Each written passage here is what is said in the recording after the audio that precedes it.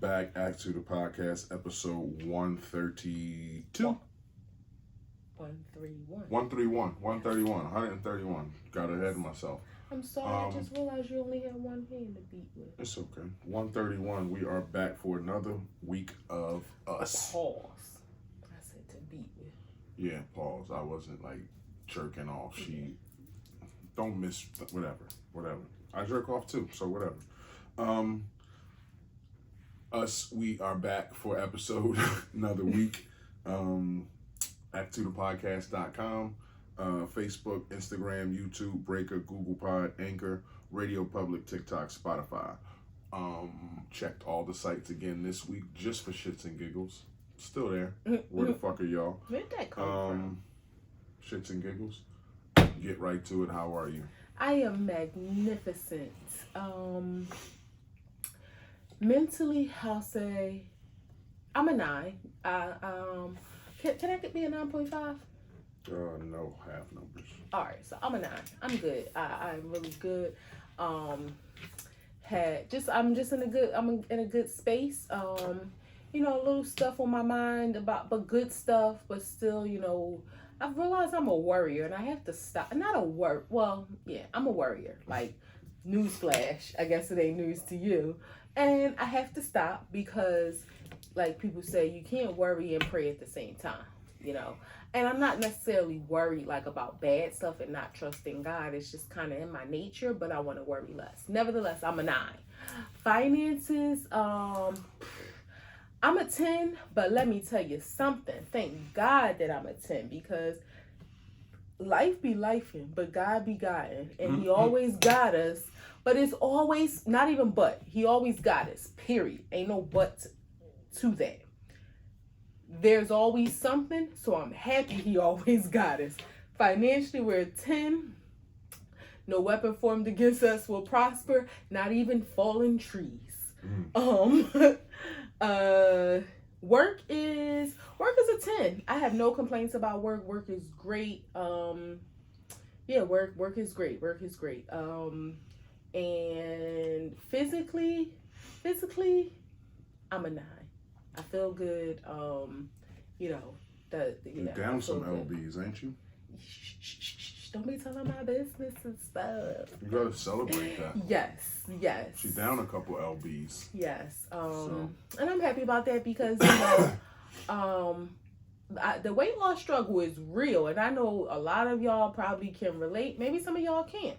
But if you can, it's real and it can be a roller coaster. And I'm at the point in my life where I look good. Always have, always will. And I'm healthy, but I don't want to take that for granted because I always think to myself, we don't see 80, 90-year-old people that are obese, so I'm healthy in the sense that like, I don't have to take any medications, I don't have no ailments, no problems.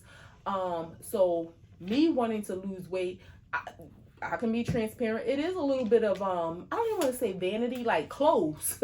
I don't want to be limited where I can shop. I like to shop and I find cute stuff, and then be some places and it's like, I can't fit. Y'all don't sell my, I'm not going to say I can't fit y'all stuff. Y'all don't sell my size. So that's part of it. But the majority of it, I want to love him for ever and a day, as long as God will allow. I want to be around for my nieces and my nephews, all of them, for as long as God will allow. And I don't want to be unhealthy in doing that. And there's a lot of different weight loss things that people are doing and trying. And I salute to everyone. Me personally, I just got to try my best to do it the natural way. When I say natural, I mean eating better and working out, because I'm afraid of other things. So, taking medications and surgery and stuff is not the route that I choose for me. So yes, I do need to celebrate. I just try not to get ahead of myself though, because consistency is key. And I know that consistency and discipline go hand in hand. So, but I'm feeling good. I'm feeling good. Cool. How are you? I am good. I feel mentally I feel like an 8. So yeah, I'm gonna put an 8 down for me. But I'm okay. Just a little weary. I would say not weary, fatigue. Weary sounds like sad or mopey. Yeah, because you use 8 is low for you. Like, usually better mental space. Finances is 10. God always blessing us. I can't complain about that, so I won't. Work is a 9. Work ain't bad, it's work. So any of y'all out there work know what that's like. Physicality. That was pretty plain and simple. I feel like a 9. Physically, you feel like a 9? Yeah. That's great. Yeah, I don't feel bad or anything. Oh, no. I'm sorry. Physically, I'm an 8. Yeah, I was about to say, I got a couple of issues. Had an injury, as people might see. You want to tell the people what you were doing and how you got injured? Yeah, getting old. Like, I don't know what the fuck it is. I'll be 46 this year, God willing. But I came home last Friday, was super tired from the week coming down on me, going to therapy, working out, and took a nap and woke up injured. And you've been the same since. And nope, that was last Friday, and we're about to coming up on a week now, and still tender. Yeah, so you're getting old out there. Take care of yourself. You got to stay moving. I can't wait to get back to therapy just to keep moving. Get your blood pressure up, raise your heart, all that stuff. But yeah, I got injured a couple years ago. I bent down to tie my shoe, and I got up and was hurt. Back was out for like weeks. It was like bad, like instantly a 10. So you just get old, and if you have a sedentary lifestyle, your muscles will atrophy, and you will pull them, strain them, do all kinds of shit when you trying to, skip 2 steps up the step. Like your calves ain't used to that. So you'll pull a muscle in a heartbeat. You'll pull a hamstring. And this was just, I fell asleep on my hand. I woke up with it beyond tingling, and it ain't never been the same. I could feel everything. I got all the feeling in it, but the nerves, the pain, like that shit is on another level. It's like a toothache. Like it's got its own little heartbeat. It's good now. So 1 to 10, it's a 4. But, that brings my physicality to an 8.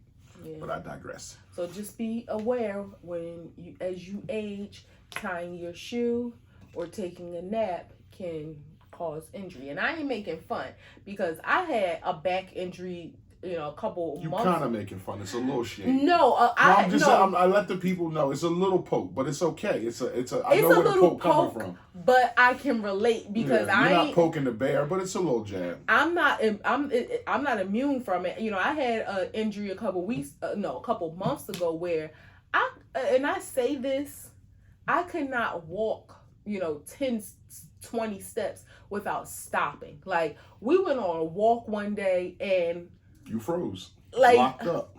I wanted to walk and could not. Like my body, my hips wouldn't turn, and I had to like fight through it and cry to get home. We were a half block from our house, and so nevertheless, just be wary as you get older.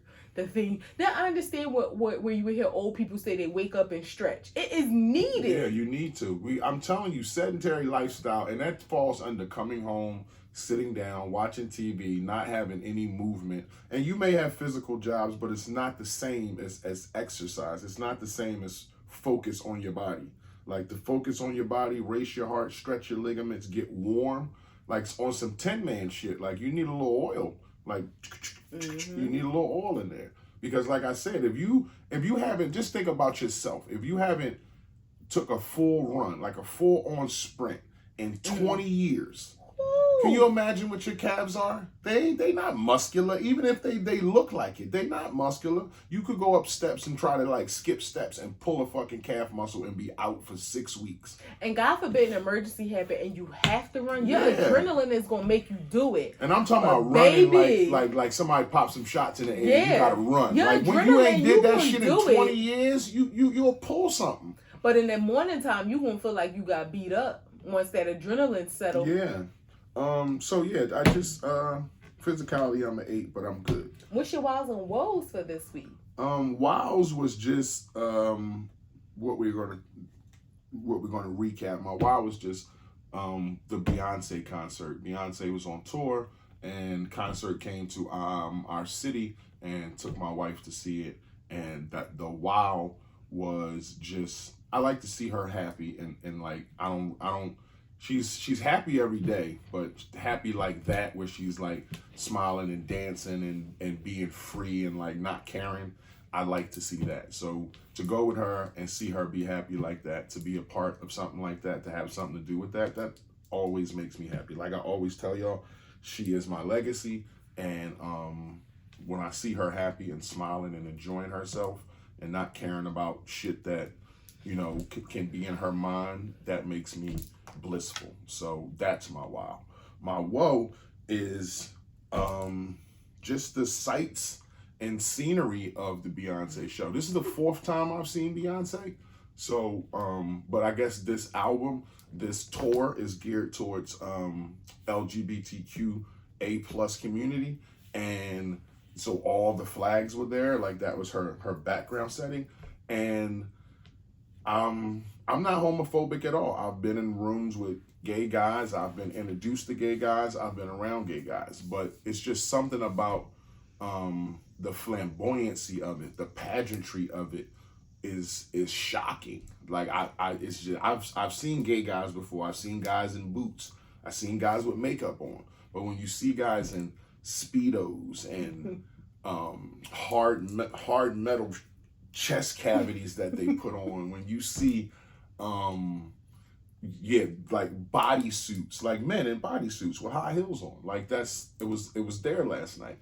And you know, you can see that, and you can see like a regular gay guy who looks like me, but he's just gay. Well, I don't say regular, but a non-flamboyant, non-flamboyant. But that's the word, like flamboyant and pageantry, and it was like all over the place. Like people, genitalia was out. Dude walked past me and he had on Speedos, and you could see his hair coming out the sides. Like it was just a sight to see, and you could not look or like it was everywhere you turn left, you turn right, you look up, you look down. Is that why you put your sunglasses on? Well, that's why I kept them on, so it was like I can have a vision towards the stage. But it was everywhere, and it was not intimidating, that's not the word for it. It was just shocking, a little uncomfortable to be like, damn, like. And I was looking around and seeing like, is anybody else here with their wife, or is it just girls and their friends? You know, like that type of thing, because of who it's geared towards. Again, I've seen Beyonce before, and she brings out who she brings out, but I've never seen the crowd like that. So that was my wow. And this actually was our 5th time seeing her. 5th time. Yeah. But just to piggyback, I mean, I know that's your wow, but just to piggyback on what you said, the demographic was different. Mm-hmm. Like when we've been to see Beyonce, you see old, young, black, white, every demographic. 8-year-old, 9-year-olds. You see 60-year-old couples. Last time we seen it looked like it was grandparents and their grandchildren. This time I did notice, and dates, like you really see, like it's a concert is a great date for me, and you know, personally for us, no matter who it is. I did notice that though. I mean, you guys were trickled in, those that were couple, like it was a couple on one side of us, you know, and a couple rows behind us, but it was fewer for this particular tour than we've experienced. Yeah, it was just a bunch of guys dressed flamboyant like women, and you know, it's when you're around 15, 20, 30, 40,000 people, and it's a lot. It's a lot to take in. It's just a lot to take in. I'm not used to being that close proximity to guys with Daisy Dukes on and makeup like my wife and earrings and, you know, all this stuff, and half naked. Like, I'm just not used to it. It doesn't bother me, but I'm not used to it. So that's my point. Yeah, for me, my wow absolutely was, and I don't want to go too far since you said that's what we'll be talking about, but it absolutely was the concert, just the show. It was everything that I expected it would be, and maybe a little bit more. You know, we've been to, again, this was our 5th time seeing Beyonce. We've been to a lot of shows. This was our first time ever having floor seats, and I wouldn't do it again. Well, I was gonna say it has its pros and cons. Yeah, I wouldn't do it because again. of the view. The thing for me mostly that I enjoyed was the freedom, because baby, I danced. like I was performing. And the space to do so is what I love. Other than that, I can see, like, we always have preferred being more elevated so that you have a better view. So again, just the space to be able to dance is for me. And she was dancing. Yes, like I'm like my body reminded me today, like, sis, you remember when you was jumping up and down like you was in a mosh pit or something? Like, your 42-year-old knees is reminding you today, like, we don't jump up and down every day. Like, who did you think you was? Nevertheless, it was an amazing time. So that was my wow. My woe, you know, we in our family that we have a major life event that's upcoming, and although it's a great thing, you know, it's emotional for me. So, you know, I don't want to say what it is yet because I don't want to put other people's business out there. But, you know, that's not a little your story to tell. Yeah, it's not my story to tell. But yeah, that's a little emotional for me. But so, you know, that has been weighing on me a little bit. Last night was a huge breath of fresh air. And I'm just so grateful I could enjoy and spend that time with my best friend, my partner in life, and, you know, my business partner, my marriage partner, everything I do, and my concert partner. And it was a great time. I had a chance. Oh, I went back to that. So we was talking about my woes, but I'm just stuck on how great last night was. So yeah, that was it. So that's the first topic, is just the Beyonce recap. For me, this girl is a super. Well, this woman is a superstar. Like, again, my 5th time seeing her. She's drop dead gorgeous. Her outfits are just like superb. Pause. She came out. I mean, not pause for a moment. She came out in that pink dress. If y'all seen the footage, my baby eyes popped out. And I love Beyonce, and that don't bother me. But when I tell you, I was looking at something else, and I see his face, and I hear him say, "Damn." I looked up like, oh yeah, his mouth, like he ain't gonna be up there jumping around and singing and dancing, none of that. He gonna watch because he want to see Beyonce. Yeah, but she comes out and she does a fantastic show. They just got better and better every time I saw her. So for me, she's just a superstar, and to celebrate her for 25 years. It doesn't seem like that long, but you think back to like 99 and all that kind of shit with Destiny's Child, and it's a big deal. Like, she's been around for a long time, doing it big, coming out doing 2.5-hour shows, dancing her ass off, and the culmination moment was her daughter. Like, when Blue Ivy, like, people screamed their heads off for Beyonce, right? So when they put her daughter face on the screen, but to see like Blue Ivy, 12 years old, up there with her mom, like, that shit was dope as hell. And you can see it in Beyonce's face, like a proud mommy moment. It was like they was sitting up there, and she came out the ground, and she's sitting next to her mom, and she gives her a fist bump, and like, you ready? Go out there and do your thing. And you could see in Blue's face the little bit of trepidation. Yeah, like she was a little bit fearful because it's probably her 20th time doing it, but that don't mean it's Beyonce's 600th time doing it. So it's a difference, but she did it and she got through it and she looked good, and it was just a dope thing to be like, damn, that's that girl's daughter up there. How proud could she feel to see that like that? And then at the end of the show, they had they panned around and was introducing people like the dancers and stuff, and then they panned to Beyonce's family,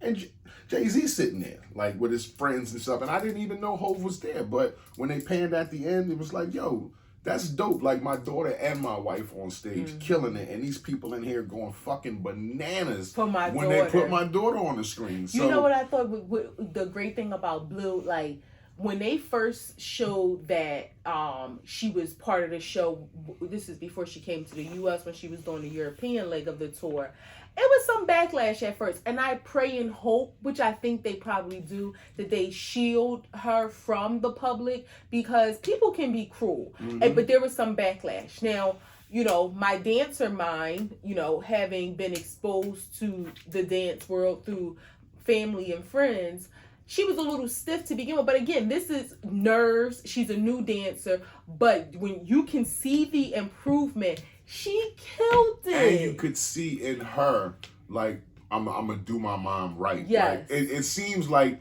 you know, as she gets on, it's like they showed her a couple comments. Like, Blue, that's what they saying about you. And like, she getting out there like, oh, that's what they saying? Like, I'm gonna do it better. And she did a fucking fantastic And she looked like job. she enjoys doing it. But what also made me smile and think about is her potential. Like, she's doing great now. Can you imagine? And, you know, when she's 15, 16, if she's like continuing to perform, she's going to, I mean, look at the foundation that's set before her. Not just her mom, her family. Look at her aunt. You got her grandfather, her grandmom, her aunt, her mom, her dad. Like, that type of team, or like my hand is that type of team, and she's in the center of that. Yeah. Like, that's amazing. And to see her up there with her mom, her dad sitting in there.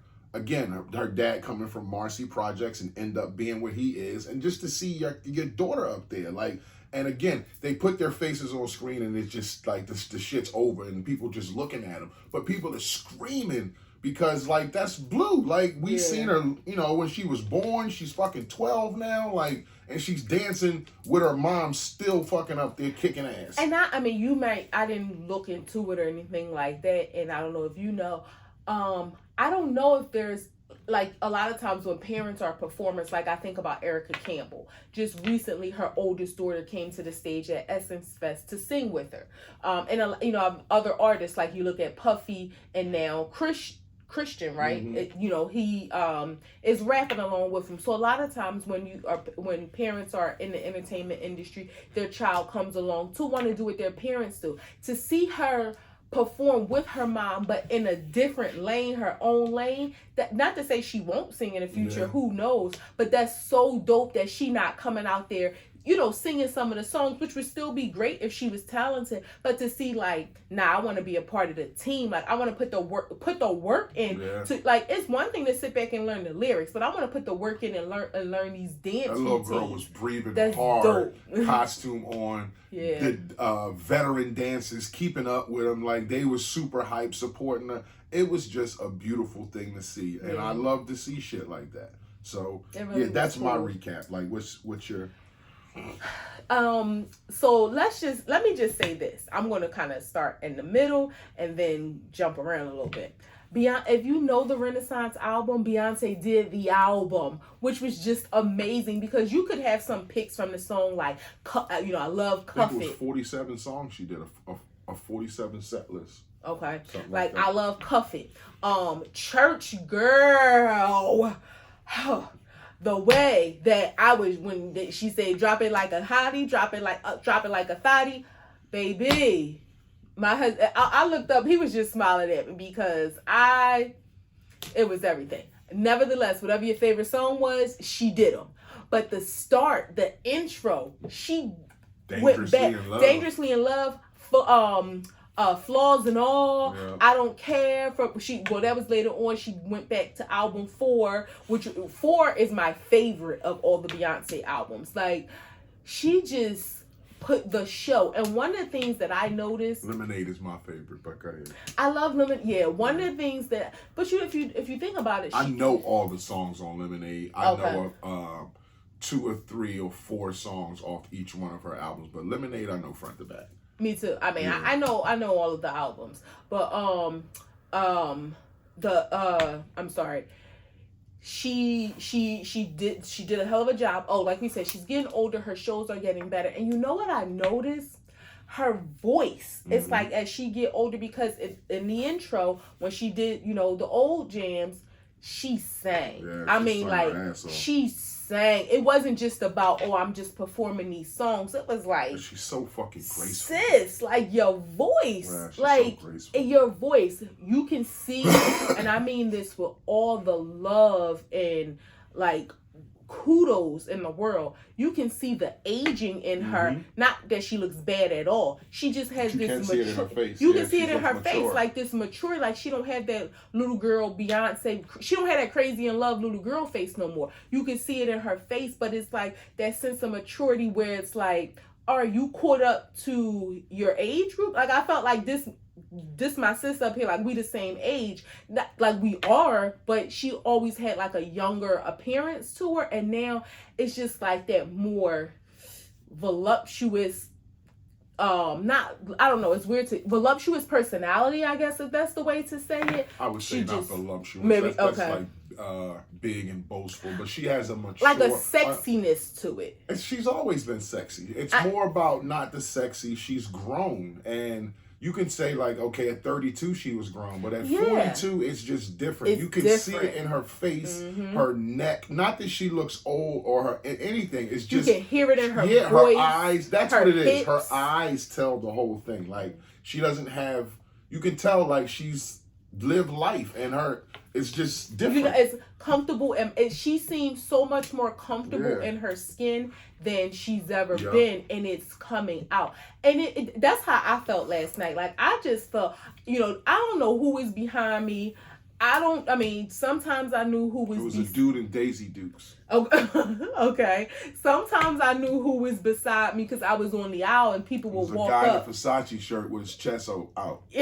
But I sang and danced, so that freedom that she exuded from the stage is how I felt. I turned around to sing to him a couple times, to, grind on him a couple times, but I felt free. I get how some people will go to a show by themselves and enjoy it. Now, we had a neighbor next to us who she seemed like she came there looking for a friend. If you are brave enough to buy a ticket to go by yourself, our sister-in-law does that, and she has an amazing time. This girl did it, but she seemed like she was a little timid, like, oh, I bought a ticket, but I came here to meet somebody. You can't go with that kind of mentality because you don't know who you're going to sit near. And I ain't the one, like, I don't want to talk. I want to dance. I want to sing. I am performing with Beyonce. Like, so I don't have time for you to be asking questions and stuff like that. Girl, I can't hear you. We switched seats because I didn't want the girl to talk to me. No shade, but lots of shade. Don't talk to me. It's shade. Yeah, don't talk, have fun. Dance with me if you want to, but nah. It was an amazing show. Another thing that I felt, yes, there were a lot of sights. The LGBTQIA community was out. They were represented. This album for them, I don't want to speak for them, but I'm assuming this was kind of like there are other artists who are out or part of the LGBT community, but I don't think there are any artists that are not part of that community that makes an album to celebrate them that is as mainstream as Beyonce. I would say one, and it's Bad Bunny. But go ahead.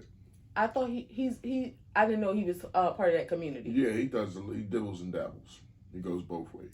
Okay, so I didn't know that. He's as big as a star to his fans as she is to hers, and he does music like that too. Kid Cudi, I would say, is another one. He goes both ways? Kid Cudi's gay. Oh, okay, so I didn't know. But I don't think Kid Cudi is as big as Beyonce. To his fans, but to that community. But what I'm saying with and then maybe not Bad Bunny, but does Kid Cudi make music that's in celebration? You're absolutely right. I would agree with you there. There's like I this haven't album, seen I anybody think make an album that caters to that community like she did. It's almost like it was strategic and it's a home run. Yeah, because everybody can enjoy it, but it embraces them. Like people. I just came from monster trucks, and that's loud. When I took my nephew, this Beyonce concert was loud. Loud. Like, that shit was ringing in your ears. Like, people come out to see her. And a lot of, I would say if it's 55,000 people there, I would say 50,000 was of that community. I was going to say that. 5,000 was sprinkled that were straight heterosexual guys out on dates with their girls. But 95% of that audience was of that community. And you know what it made me feel like for them? Regardless of what your opinions, again, we're not part of that community, but we don't hate or hate on anybody. I have people that are close to me who are, and I love them. But I felt sort of maybe this is just my mushy side. Like, I was sort of happy for them. Like, they were able to be exactly who they are, who they wanted to be. Not to say if they were at a different concert or if it was a different album, they still couldn't do that.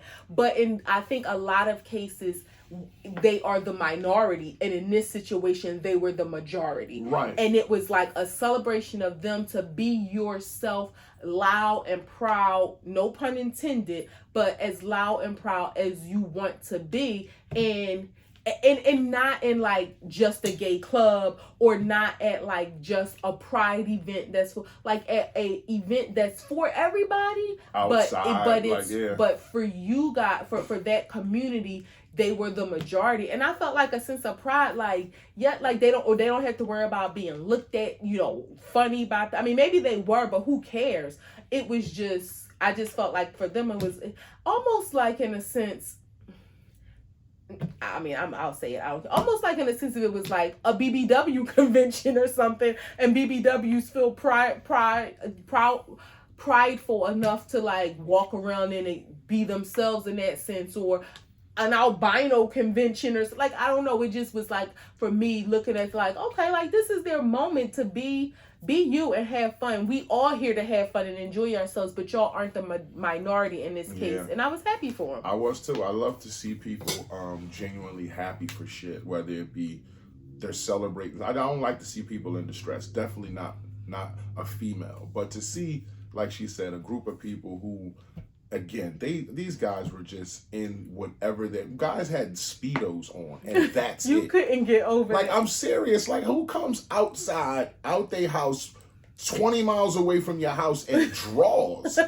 Like, with cowboys. Yeah, with cowboys, like silver. I've never seen so much silver in my life. Yeah, but that was the thing. You see, even her background singers. I know, but still, it was like everybody bought everything silver and sequins. That was the thing, and white, and it was just like that was. And again, to come out your house in draws and be with your friends who got biker shorts and Daisy Dukes, and Pasties. People are, tucked and smucked and all this stuff, and people are just happy. It was a sight to see. It was like, damn, they really not worried about nothing. They celebrating that they happy. That songs came on, people was in the aisles dance. To see men dance like that, twerk and shit like that, again, it's just a lot to take in. I'm not around that every day, so it's just like, wow, okay, like he actually twerking on him, and he's backing it up on his pelvis area. Like, okay, this is something to go. Like, all right, how long this song gonna play? Like, damn, it was just something to see. But again, she does a great show, and it was awesome. Again, just happy to see her enjoy herself. Did you We got to move on. I just had a question, like.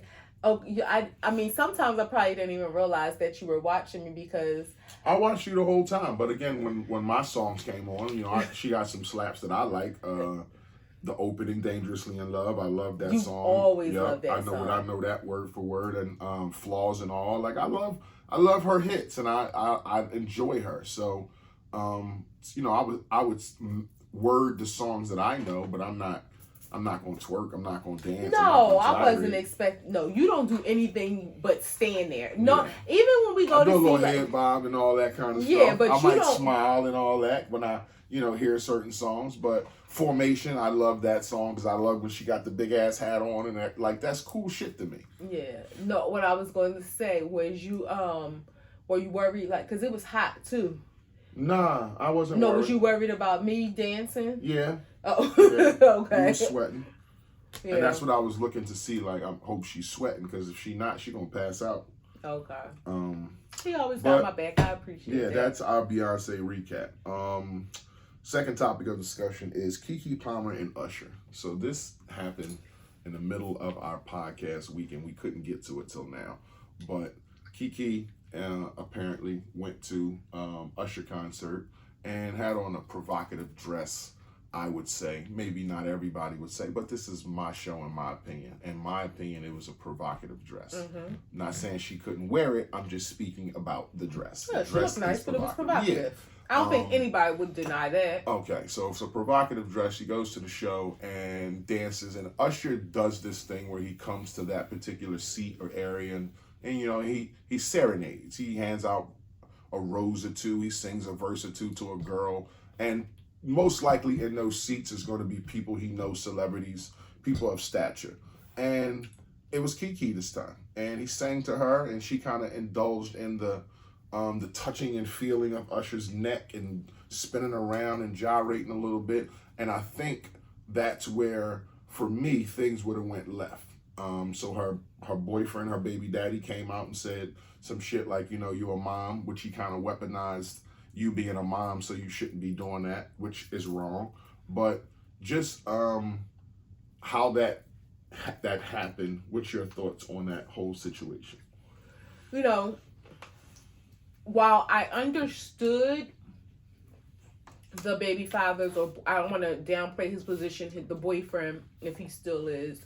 While I understood the message, I felt like anybody, no matter who it is, no matter if you are Mike and Tina that live around the corner, or if you are Kiki and her boyfriend, if you are Offset and Cardi, nobody should know your disagreements with your partner.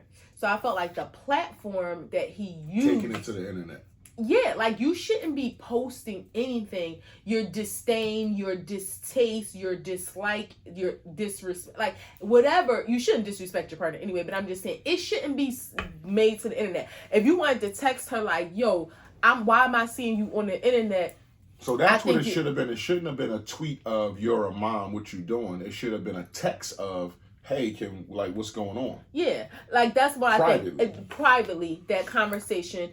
And saying that you're a mom, yes, I do think that's weaponizing, because she a mom in what? Right. Like, the problem with what I don't think his problem with her doing what she was doing was because she was a mom, because I think even if that was his girlfriend and they hadn't had a child, he would have still had a problem with it. So it wasn't just so much that you're a mom. I feel like as a woman, when you're in a relationship, that you are a representation of your partner is a representation of you. So what you do is a reflection of not just you, but them. Like, because people are going to look at it like, oh, she got a man. Her man all right with her bumping and grinding with him. Or even, you know, I see sometimes videos out with girls with their girlfriends bumping and grinding on each other who may not be homosexual, like sexually involved at all. It's just all in fun. That's still, people look at it and what they perceive. And yeah, we always want to say you don't care about what other people think, but it's still a reflection of your partner. So I think and I'm going to say myself, because that's how I think. Y'all may think differently. What I do think about how, like when I go out with my sisters or, you know, whoever, if I'm dancing and having fun, yeah, I may do a little popping like but I'm not about to really be twerking. Like, you're not going to see no ass cheeks. You're not going to see me in any position like where if my husband seen the video, he's going to have a problem with it. I know what he's going to have a problem with, so I know what not to do, because it's just disrespectful. And I just, like, if he was out, so I think for her and him, the disconnect is the communication. Maybe she didn't know that her man would have a problem with it. Maybe they don't have the kind of relationship where she, ask her man his opinion. And I'm not saying asking him what you can and can't wear, but asking his opinion. Yeah, because I might put on something and I'll say, as a woman, you know when something may be a little too far. And maybe you got a man who don't care. He wants you to go too far. Maybe you got a man who is okay with you wearing like your bra and panties. Is it you feel it in your mind, you know it, or do you feel it on your body? I think you see it. Okay. Yeah, you see it. So like if I'm putting on a top. But do you feel it? Like if you got on a halter top and a small skirt, do you feel the same with a pantsuit on? You can, okay. Yeah. That's what I'm saying. Like, do you feel like I have really like less clothes or more of my body is out? You. Or is clothes to y'all? Clothes is clothes, but the feeling I mean is like how much you are comfortable with. That's the feeling that you get. So if I have on a sexy top and I'm looking at myself, like we look at ourselves when we get dressed, I might be like, this is too much. This is more than I want to show. Now, if it's like right at the line where it's like, all right, it's a lot of cleavage, but I'm comfortable with it. But let me make sure he's comfortable with it, because that's my man and I respect his opinion. That's just that. Now, if it's a top where I feel comfortable with it and he's like, babe, I think that's a little low, then it might be a conversation like, really, you do? Like, and In most cases, I might be like, all right, let me see. I can exchange, switch out something or maybe add a tank top, whatever the situation is. But that's a conversation that we have. And because I respect him, like, ladies, we know the gray sweatpants. When he goes to get his hair done, it's an all-female environment. So I will check him sometimes. Like, I don't think those pants or shorts are appropriate for the environment that you're going into. If you walking around the house or, we run into the store or something, that's one thing. But not that I don't trust my man or I think that he's going to be doing anything, but I don't want him to be in a situation where a woman is going to say something disrespectful or say something sexual to him or put him in a position where he's uncomfortable because, she's coming on to him because his print is exposed. Like, again, I'm not worried about what he's going to do, but again, alleviate that scenario. And I'll say to him, like, you need to change your pants. You need to change, like, I think you should put on a different pair of pants or a different pair of shorts. They show him too much. And that's the level of respect that we have for each other. So that's my thing with them is, one, he should have communicated that to her privately. And two, they got to work on their communication and like, okay, let's decide how we may approach this in the future. Because she's going to go out with her girlfriends in the future. She's going to want to, get dressed and look sexy again. So let's decide how we're going to move forward in future instances. Not saying I got to ask you what to wear, but, what's the limit for you? Me personally, and now this is the last thing I'm going to say, I don't feel comfortable wearing anything that exposes or mimics undergarments. So, like, I'm not going to wear a top where you can see my bra, like a sheer top. Or I'm not going to wear sheer bottoms where you can see my panties. Or even if I have on a bodysuit that just looks like you have on panties, I'm not going to wear that. Biker shorts or boy shorts I'm going to put on or whatever. But that's me. And I think, and that's even without my man, agreeing or not, I don't feel comfortable being outside with somebody seeing my bra. I don't feel comfortable being outside with somebody seeing my panties or like a bodysuit, unless I'm in a bathing suit, then that's the environment for it. But just to be at a restaurant, I don't go to a club, but a restaurant or a brunch or a concert or somewhere, it's like, that's the line for me. Other people may have their line may be a little further. So, to each their own. Two things for me. I think one, the dress she had on was provocative. It showed her ass cheeks. And so you had to wear some type of bodysuit or thong with it. And for me and what I want in my wife or baby mom, I would have a problem with that. How I would handle it would be a lot different than what he did. I would not go to the internet to have beef with my spouse. So I'm gonna have an issue with her, and we'll settle that through a conversation. Two, I think that as a man, and this is something that that women don't think about in the moment, is like the men shit. Like, y'all dance and grind on guys and do all kinds of shit and twerk and your ass cheek coming out, and in the moment you don't think about what all that perception is. So as a man, you thinking, damn, my wife fine as hell. She got on a skimpy ass dress. Usher singing these goddamn R&B songs to every fucking body. He's fine looking. And they grinding on each other. Like, they actually touching each other. She actually grabbed that nigga behind his neck like this. Like, that's the shit that crosses the line. He comes up to serenade. All right, he does that. It's making me a little uneasy, but, it's cool. But when you grab this nigga neck, when you stroke this nigga cheek, when you turn around in this nigga face so he can see your ass cheeks, that's the shit I have a problem with.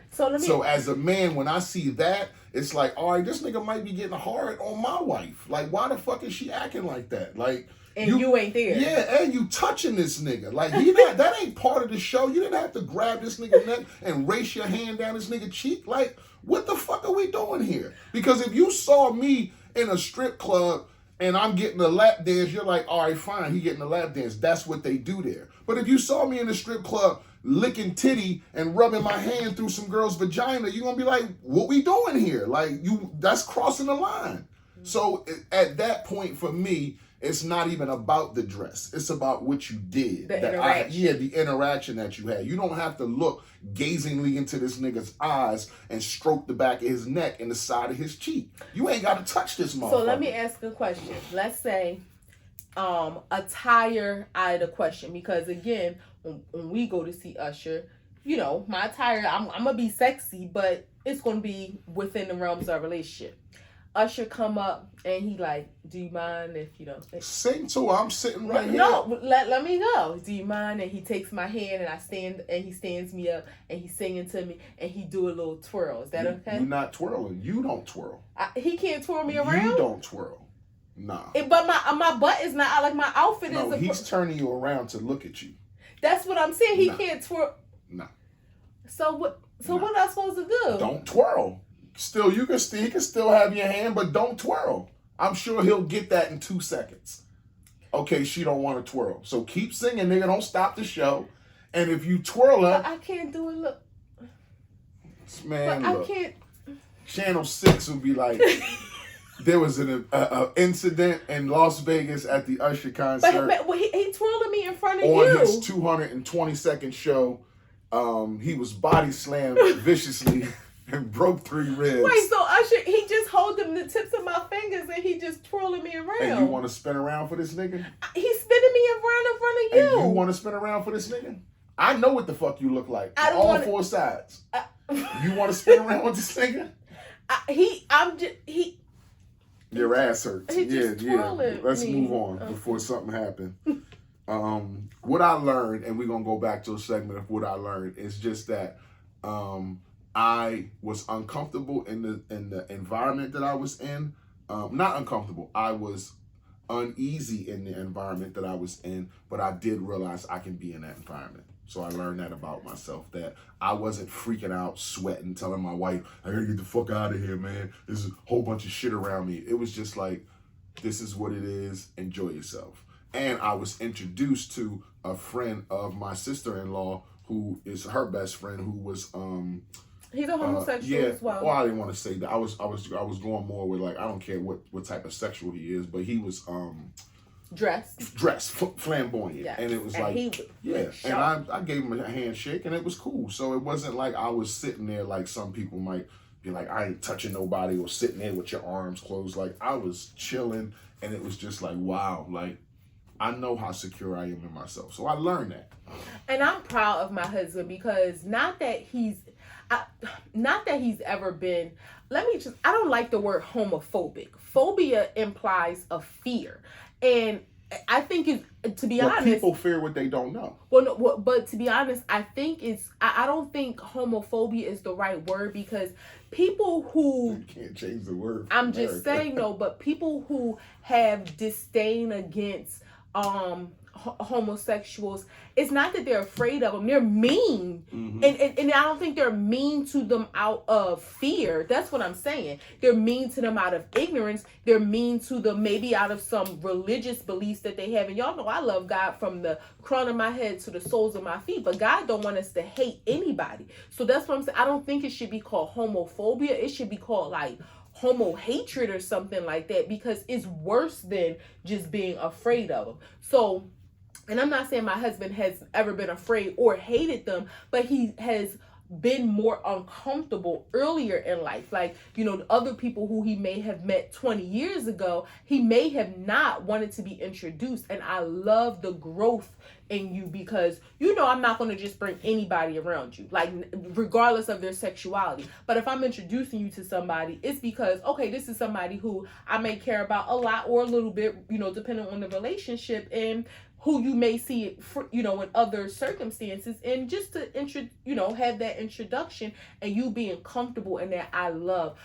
People, may feel like, oh, well, why would a man go to the Beyoncé concert? My husband is comfortable in his sexuality. He doesn't have that toxic masculinity where it's like, I don't want to be around that. Or, there are some things that he may not want to participate in just because of the nature of the activity. But I love the fact that you don't have that toxic masculinity that limits your exposure to people, places, or things. Mm-mm. I love that about you. And that just broadens our fun that we have and the things that we can enjoy together. Yeah. I love that. What I learned is pusillanimous. So that is a word, Pusillla,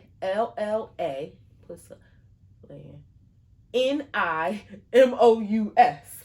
Look it up. It's a new word. Oftentimes we hear people who are weak or cowardly referred to as the P word. Well, if you look up pusillanimous, that is the word from which it originated. Now, I know the P word is used in other capacities to describe body parts, but when it's used to call someone a noun, that's where it's derived from. Pusillanimous. You fucking pusillanimous ass nigga. No, yes, that's how, yes, it's an adjective, yes.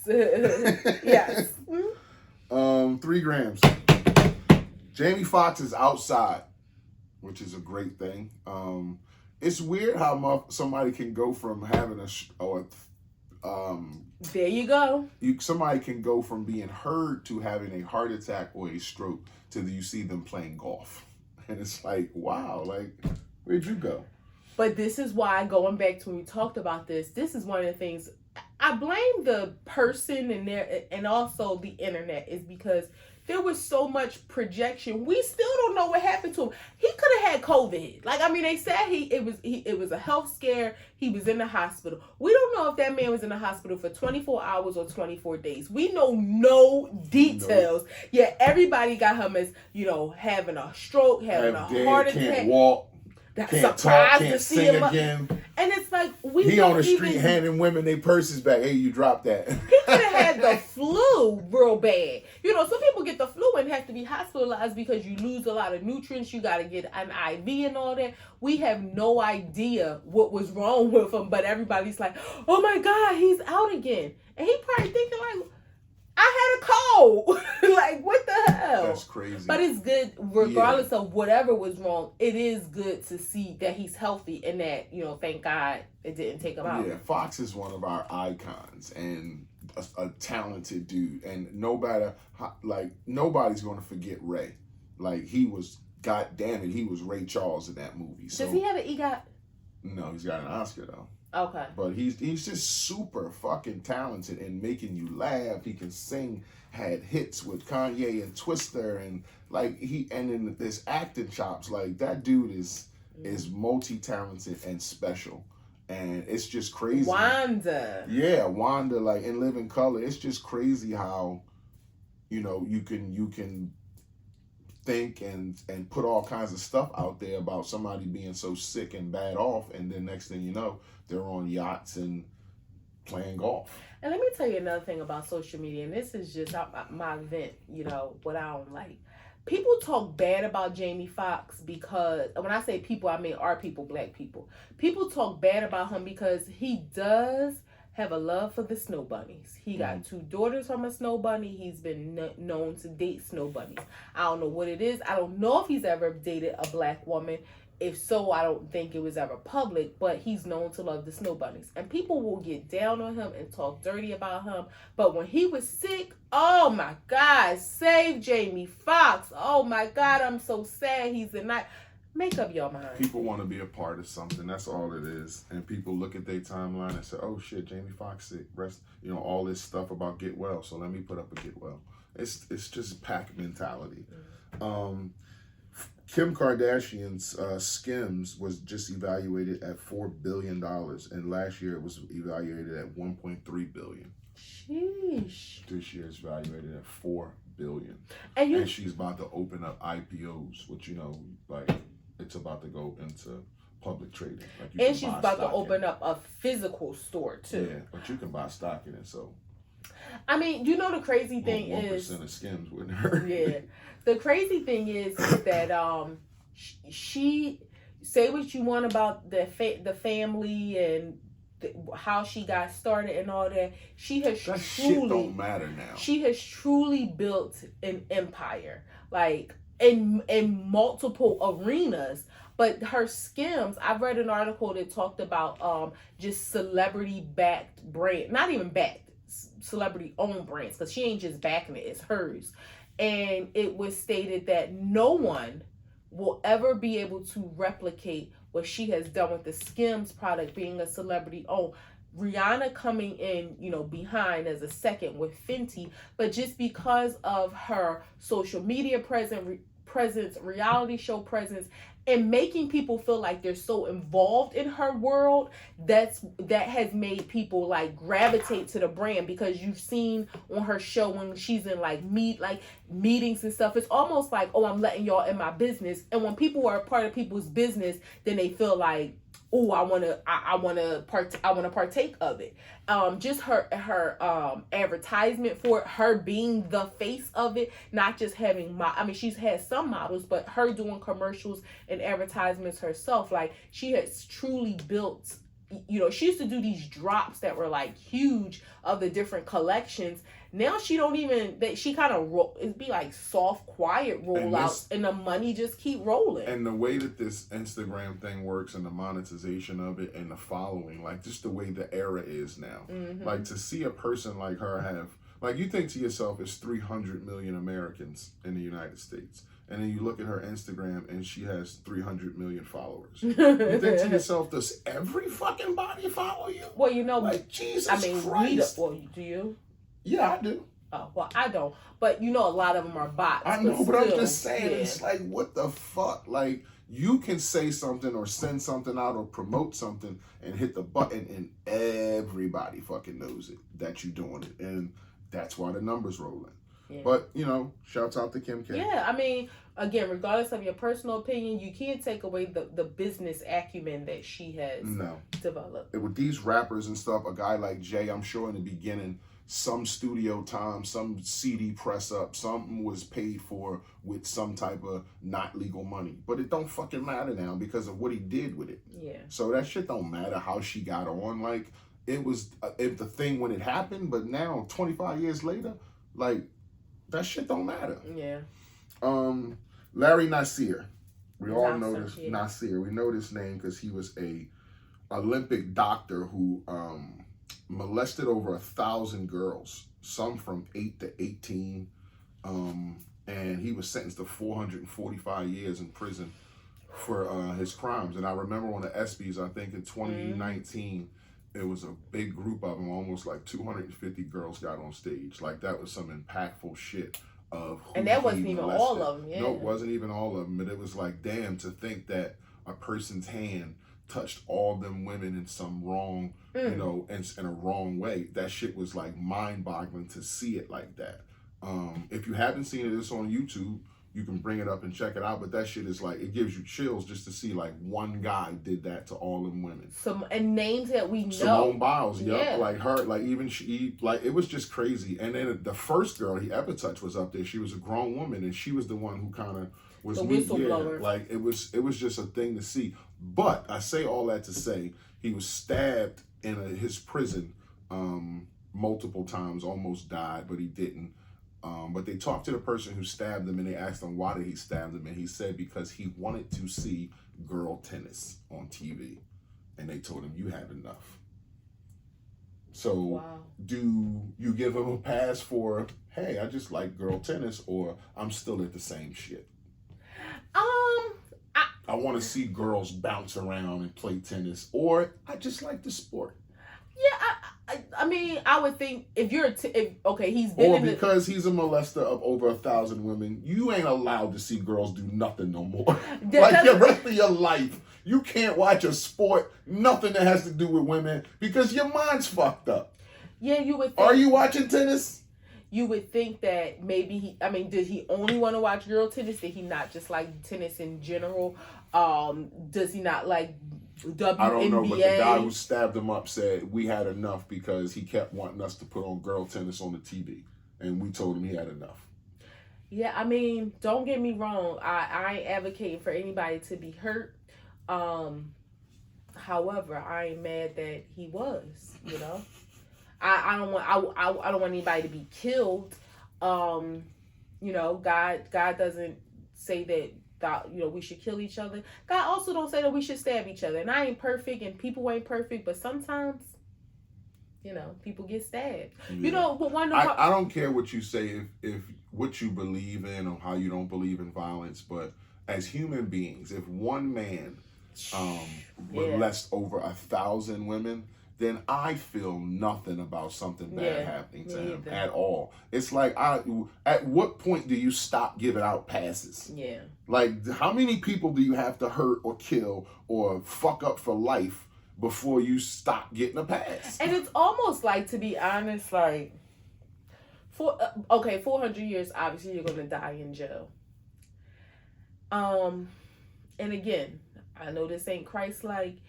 It's like you're getting, like, where do you get all the lives that you hurt and you destroyed, whether you touched them one time or it was the person from 8 to 18. When do you get your lick back? Like, when do you get your lick? When do they get their lick back? Because you get in jail time, it's just jail time. But you're not hurting with the things that they're hurting with. And you need to hurt. But this is where we conflict that, because your Christ-like values and morals kick in, because I think people's skin should be taken. I think there should be the death penalty for shit like that. I think the death penalty is easy, though. You die and it's over with. Yeah, but I think being in jail and being hurt often is good. Yeah, but the two choices for me is, like, you have to anticipate your death that's coming up. They're going to stick a needle in your arm. One, you live a certain way up to that date. You don't just live freely. So you live a certain way on death row. When you're just in jail for 44 years, you're in general population if you can be. You're in protective custody, probably. And you get to eat hamburgers again. You get to wake up and eat bacon again. You get to go to church. You get to listen to the radio. You get to watch TV shows and chuckle at something you think is funny. That, to me, is not getting your lick. That's what I'm saying. So that's why I'm saying him getting stabbed is like, again, I know it's not the right thing, but it's like, okay, they're getting their lick back. Like, you should get stabbed, like you got stabbed. Maybe you should get beat up next month or something. So maybe they should stab him up, right, to, like, not to kill him, and then when he heal up, we poke him up again. No, but in all honesty, every 4 or 5 months we poke him up.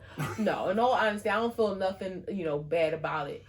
With him being hurt. What I will say is this. This is why, and this is just fantasy land in some weird kind of way, if you want to call it that. But this is why there needs to be a revamping of the prison system, because there needs to be correctional or rehabilitative facilities, and there also needs to be penal institutions, meaning there is no correction, like you should be punished. No, that's where I disagree at, because this is what I keep telling people. I had this argument with Eddie at work.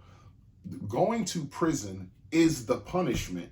That's the punishment. I am away from my family. I'm locked away. People tell me what to do. I have to eat food I don't want to eat. I have to live in a box with another man. I can't do what I want being away, and I have to do it for 20 years.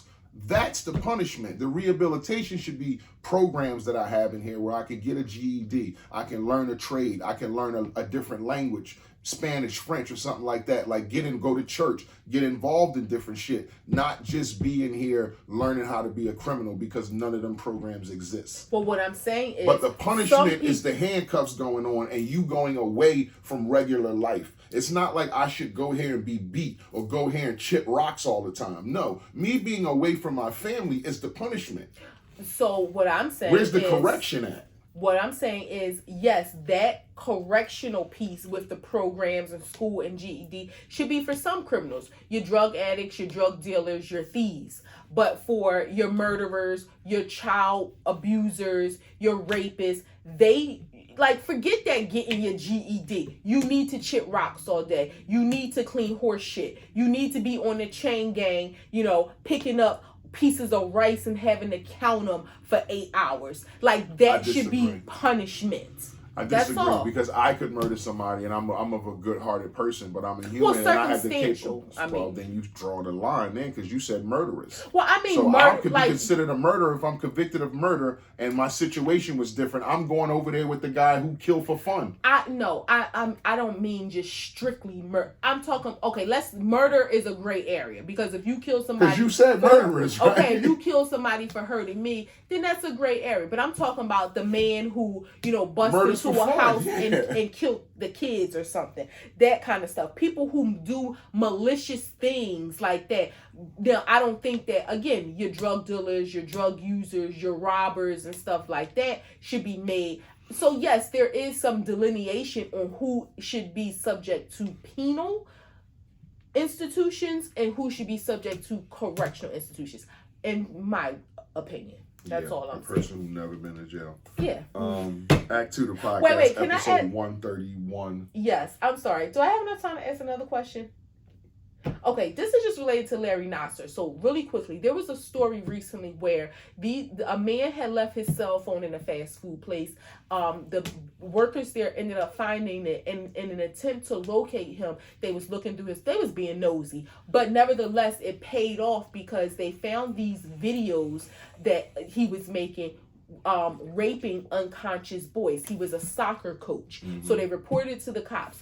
And then we think about Larry Nassar, who was the doctor for these gymnasts for years. As a parent, how do you navigate that world of allowing your child to be a part of sports, but like it's so like scary now. This man being a soccer coach for all these years and drugging these boys, and he was a known soccer coach. So many parents. I know the story. You got to just be in tune with your kids, like, and let them know that, or be in tune with both areas, the coach and the kids, and be involved. You can't just let your kids go play sports. You can't just let them go to an AAU game over there and they're going for the weekend and you ain't going with them. Like, you better be a parent and go and have your kid be like, we'll book our own room and he'll stay with his family, not staying with the rest of the, like, there's shit you got to do so you're more involved with that kind of shit. You limit those opportunities for your kid to be alone with some grown person. Yeah. To take advantage of them. That's how I see it. But okay. Act 2 the podcast, episode 131, coming to a close. Your boy International Walk. Your girl Tasha, the co-hostess with the mostest. A2TP.com, Facebook, Instagram, YouTube, Breaker, Google Pod, Anchor, Radio Public, TikTok, and Spotify is where our faces are, so you can see us at your leisure. Act 2 the podcast, episode 131, coming to a close. If you fuck with us, you fuck with us. If you don't, you should. Peace.